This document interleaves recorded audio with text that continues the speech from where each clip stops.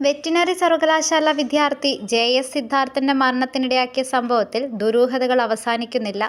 സംഭവം ആത്മഹത്യയാണെന്ന് വരുത്തി തീർക്കാനായിരുന്നു ആദ്യ ശ്രമം. കുട്ടികളാരും കോളേജിൽ നടന്ന വിവരങ്ങൾ പുറത്തു പറയരുതെന്ന് ഹോസ്റ്റൽ വാർഡൻ കൂടിയായ ഡീൻ കുട്ടികളെ വിലക്കിയെന്ന വിവരം പുറത്തുവന്നു. അതോടെ മരണം കൊലപാതകമാണെന്ന വാർത്തയും വന്നു. അന്നു മുതൽ ഒരു പെൺകുട്ടിക്ക് സംഭവത്തിൽ മുഖ്യ പങ്കുണ്ടെന്ന് പറഞ്ഞു കേൾക്കുന്നുണ്ട്. ആ പെൺകുട്ടിയുടെ അമ്മ തൃശൂരിൽ പോലീസ് കമ്മീഷണറേറ്റിൽ ജോലി ചെയ്യുന്ന ഉദ്യോഗസ്ഥയാണെന്നും കേട്ടു. എന്നാൽ ഇതാദ്യമായി ആ പെൺകുട്ടിയുടെ പേര് കലാകൗമുദിയിലൂടെ വെളിപ്പെടുത്തിയിരിക്കുകയാണ് സിദ്ധാർത്ഥന്റെ അച്ഛൻ ജയപ്രകാശ്. 3 പെൺകുട്ടികൾക്ക് സംഭവവുമായി ബന്ധമുണ്ടെന്നാണ് ജയപ്രകാശ് പറഞ്ഞത്. ആന്റി റാഗിംഗ് സമിതിയുടെ റിപ്പോർട്ടിൽ 3 പേരെയും ഉൾപ്പെടുത്തിയിട്ടുണ്ട്. എന്നാൽ സംഭവത്തിൽ പങ്കുള്ളതായി പോലീസ് ഇതുവരെ ഇവരെ ഉൾപ്പെടുത്തിയിട്ടില്ല. ഈ പശ്ചാത്തലത്തിൽ സിദ്ധാർത്ഥന്റെ അച്ഛൻ ജയപ്രകാശുമായി കലാകൗമുദി ടെലിഫോണിൽ സംസാരിച്ചത് തുടർന്ന് കേൾക്കാം. പിന്നെ അക്ഷയ് എന്ന് പറയുന്ന എന്റെ ഏറ്റവും അടുത്തൊരു കൂട്ടുകാരനാണ്. അത് അവന്റെ അമ്മ പല പ്രാവശ്യം പറഞ്ഞിട്ടുണ്ട്. അക്ഷയാണ് ഏറ്റവും അവസാനം വരെയും ഇവന്റെ ഫോണ് റൂമിൽ വെച്ചിട്ട് കൈകാര്യം ചെയ്തുകൊണ്ടിരുന്നത്. മർദ്ദനമേൽക്കുമ്പോഴും മർദ്ദിക്കുമ്പോഴും എല്ലാം ഫോൺ എടുക്കുന്നതും സംസാരിക്കുന്നതും ആർക്കും സംശയം തോന്നണ്ടെന്നുള്ള രീതിയിൽ വളരെ വ്യക്തമാണ് അത് ഈ സംഭവം അക്ഷയ്ക്കുണ്ടെന്നുള്ളത്. അക്ഷയെ സംരക്ഷിക്കുന്ന പറഞ്ഞാല് ഇപ്പം ഇടുക്കിയിലുള്ള ഏറ്റവും വലിയ കമ്മ്യൂണിസ്റ്റ് നേതാവായ MM മണിയാണ് ഇപ്പൊ സംരക്ഷിക്കുന്നത്. അന്ന് മുതൽ എല്ലാവർക്കും അറിയാം. അത് കമ്മ്യൂണിസ്റ്റ് നേതാക്കന്മാർ പറയില്ലല്ലോ, നമുക്കും അറിയാം. വ്യക്തമായിട്ട് വിവരം കിട്ടിയിട്ടുണ്ട്. ഒരു കുടുംബ സുഹൃത്താണ് ഈ MM മണി എന്ന് പറഞ്ഞ മനുഷ്യ ഒരു കുടുംബ സുഹൃത്താണ്. വളരെ പണ്ട് മുതലേ രാഷ്ട്രീയപരമായിട്ട് അക്ഷയ് അവിടുത്തെ CPM ഏറ്റവും വലിയ നേതാവുമാണ്, പ്രവർത്തകനുമാണ്. അപ്പൊ അക്ഷയെ സംരക്ഷിക്കുന്ന അക്ഷയെ അറസ്റ്റ് ചെയ്യുന്നില്ല, ഈ പെൺകുട്ടിയെ അറസ്റ്റ് ചെയ്യുന്നില്ല. ഇതിന്റെ ഈ ആന്റി റാഗിംഗ് സ്ക്വാഡിൽ ഏറ്റവും അവസാനം ആന്റി റാഗിംഗ് സ്ക്വാഡ് കൊടുത്തിട്ടുള്ള ഒരു റിപ്പോർട്ടുണ്ട്. അതിൽ 3 പെൺകുട്ടികളെ കുറിച്ച് പറയുന്നുണ്ട്. ഉറപ്പായിട്ടും 3 പെൺകുട്ടികൾ അതിൽ പങ്കാളികളാണ്. പാറപ്പുറത്ത് കൊണ്ടുപോയി മർദ്ദിച്ചതിൽ കൂട്ടിനുണ്ട്. അതിപ്പോ ഞാൻ പറയുന്നതോ അല്ലെങ്കിൽ പോലീസ് കണ്ടുപിടിച്ചതോ ഒന്നുമല്ല. പോലീസ് കണ്ടുപിടിച്ചിട്ടുണ്ടെങ്കിലും പോലീസ് പൂഴ്ത്തി വെച്ച് കാണും. ഇത് ആന്റി റാഗിംഗ് സ്ക്വാഡ് കൊടുത്ത റിപ്പോർട്ടാണ്. കോളേജിനും സർക്കാരിനും കൊടുത്ത റിപ്പോർട്ട്. അത് ആ റിപ്പോർട്ടിന്റെ അടിസ്ഥാനത്തിൽ അതിന്റെ അടിസ്ഥാനത്തിൽ മാത്രമല്ല, വളരെ ആദ്യം മുതൽ നമ്മൾ പറയുന്ന ഈ പെൺകുട്ടികൾക്ക് പങ്കുണ്ട്, എന്തുകൊണ്ട് അറസ്റ്റ് ചെയ്യുന്നില്ല. ആദ്യം പരാതി കൊടുത്ത പെൺകുട്ടിയാണ് ഗൂഢാലോചനയിൽ 1ാം സ്ഥാനത്ത് നിന്ന് ബിൻസിയ എന്ന് പറയുന്ന പെൺകുട്ടി.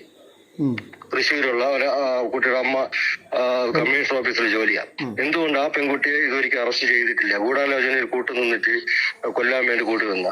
അതിൽ ആന്റി റാഗിംഗ് സ്ക്വാഡ് പിന്നെയും കണ്ടുപിടിച്ചു. പാറപ്പുറത്ത് വെച്ച് മർദ്ദിക്കുമ്പം ഒരു പെൺകുട്ടി കൂടെ ഉണ്ടായിരുന്നു സഹായിക്കാനായിട്ട്, കൊലപാതകത്തിനെ മർദ്ദിക്കാനായിട്ട്. ആന്റി റാഗിംഗ് സ്ക്വാഡ് പറയുന്നത് അത് ബിൻസിയാണോ സീനിയർ ആണോ അതും കൂടെ അറിയണം. ബിൻസിയും കൂടെ ഇതിൽ കൂടെ ഉണ്ട്. സീനിയറായ കുട്ടിയുണ്ട്, ഈ കുട്ടിയുണ്ട്. അവരെല്ലാം കണ്ട് ആസ്വദിക്കുക. ബിൻസിയുണ്ട്, പിന്നെ സീനിയറും ഉണ്ട്.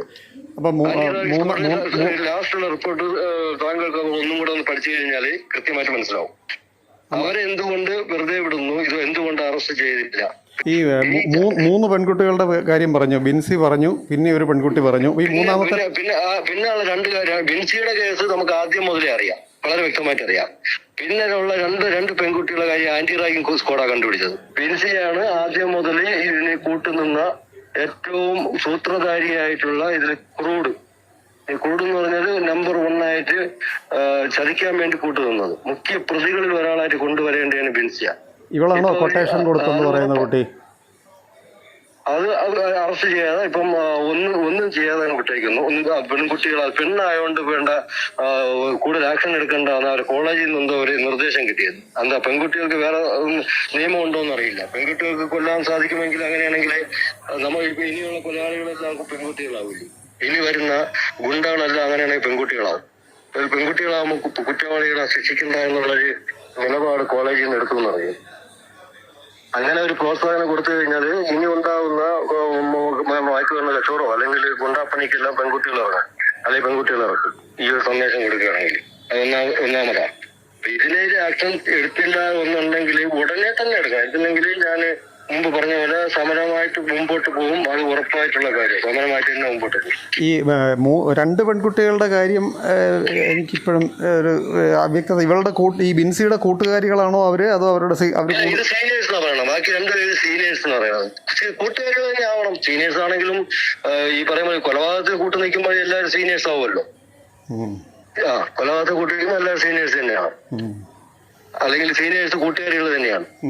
അത് ബിൻസി അവരുടെ ക്ലാസ്മേറ്റ്സാ പറയുന്നത്. അതാണ് ഇപ്പൊ ഇവർ സ്പോൺസർ SFIയുടെ സ്പോൺസേർഡ് പെൺകുട്ടിയാ ഈ ബിൻസി എന്ന് പറയുന്നത്. അത് എല്ലാ വർഷവും അറിഞ്ഞത് ഫസ്റ്റ് ഇയർ ചെയ്യുന്ന ഒരു പെണ്ണിനെ അവർ സ്പോൺസർ ചെയ്യും. സ്പോൺസർ ചെയ്യുന്ന പറഞ്ഞാൽ ഇവരെ കൂട്ടത്തിലോട്ട് എടുക്കും. എന്തെങ്കിലും വൃത്തികെട്ട കാര്യത്തിന് കൂട്ടു നിൽക്കാൻ വേണ്ടിയിട്ട് ഒരു പെണ്ണിനെ സെലക്ട് ചെയ്യും. അവരെ പാർട്ടിയിലോട്ട് അനുഭവമുള്ള, പാർട്ടി ചേരാൻ പറ്റൂല ഫസ്റ്റ് ഇയറിൽ. ഫസ്റ്റ് ഇയറിൽ പാർട്ടി പ്രവർത്തനം അവർക്ക് അലൗഡ് അല്ല എന്ന് പറയുന്നത്. അപ്പൊ അലൗഡ് അല്ലെങ്കിലും പാർട്ടിയിലോട്ട് അനുഭവമുള്ള ഒരു പെൺകുട്ടിയെ ഇവരെ വരുതിയിലോട്ട് ആക്കി നിർത്തും. എന്ത് കാര്യത്തിനും പിന്നെ ഈ പെൺകുട്ടിയാ ഈ പറയുന്നത് ഉപയോഗിക്കുന്നത്. എല്ലാ കാര്യത്തിനും. ചിലപ്പോ ഒരാളെ ചതിക്കണമെങ്കിലോ ഇവന്മാരുടെ കൂടെ എവിടെയെങ്കിലും പോകണമെങ്കിലോ എല്ലാ കാര്യത്തിനും യൂസ് ചെയ്യുന്ന ഈ പെൺകുട്ടിയാ. അപ്പൊ അതിനുവേണ്ടി സെലക്ട് ചെയ്തതാണ് ഈ ബിൻസി എന്ന് പറയുന്ന പെൺകുട്ടി. അത് ലാസ്റ്റ് അവർ കറക്റ്റായിട്ട് നല്ല രീതിയിൽ ഉപയോഗിക്കുകയും ചെയ്തു. അവരെ കൊല്ലാൻ വേണ്ടിയിട്ട് കൂട്ടു നിർത്തി ബിൻസി തന്നെയാണ് തിരിച്ചു വരുത്തി കൊട്ടേഷൻ കൊടുത്തത്. പക്ഷെ ഇതൊരിക്കലും ഒന്നും ചെയ്യുന്നില്ല.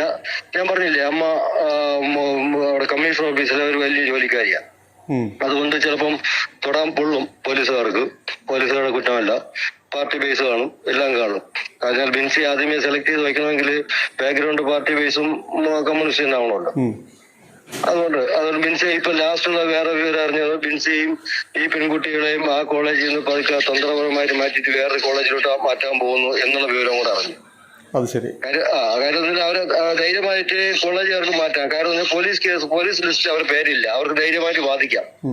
നമ്മളെ പോലെ പേരിൽ ഒരു കേസുമില്ലല്ലോ. അതുകൊണ്ട് അവർ വാദിക്കാൻ പോകുന്നത് ഈ അന്തരീക്ഷത്തിൽ പഠിക്കാൻ പേടിയാ അല്ലെങ്കിൽ വേറെ എന്തെങ്കിലുമൊക്കെ പറഞ്ഞിട്ട് പതുക്കെ ഐഡിയപരമായിട്ട് ഇവരെ മാറ്റാനുള്ള നീക്കം നടക്കുന്നുണ്ട്. അങ്ങനെ നീക്കം നടത്തി കഴിഞ്ഞാല് ആ ഒരു നീക്കം ഉടനെ ഉണ്ടാവുമെങ്കിൽ ഉറപ്പായിട്ടും ഈ ഡീന് അനുഭവിക്കാൻ പോകുന്നത് വളരെ ശക്തമായ നിയമ നടപടിയായിരിക്കും ഡീൻ അനുഭവിക്കാൻ പോകുന്നത്. ഇപ്പൊ തന്നെ ഡീൻ ഏകദേശം ഏറിലാണ്. കാരണം എന്ന് പറഞ്ഞാൽ 33 സസ്പെൻഷൻ പിൻവലിക്കാൻ കൊടുത്ത ഡീനാ. അതുകൊണ്ട് ഇനി അടുത്തുണ്ടാവാൻ പോകുന്നത് ഇതും ഈ ഒരു ട്രാൻസ്ഫറും കൂടെ ഡീൽ ചെയ്യുകയാണെങ്കിൽ വളരെ ശക്തമായിട്ടുള്ള പ്രശ്നമായിരിക്കും പിന്നെ ഉണ്ടാവാൻ പോകുന്നത്.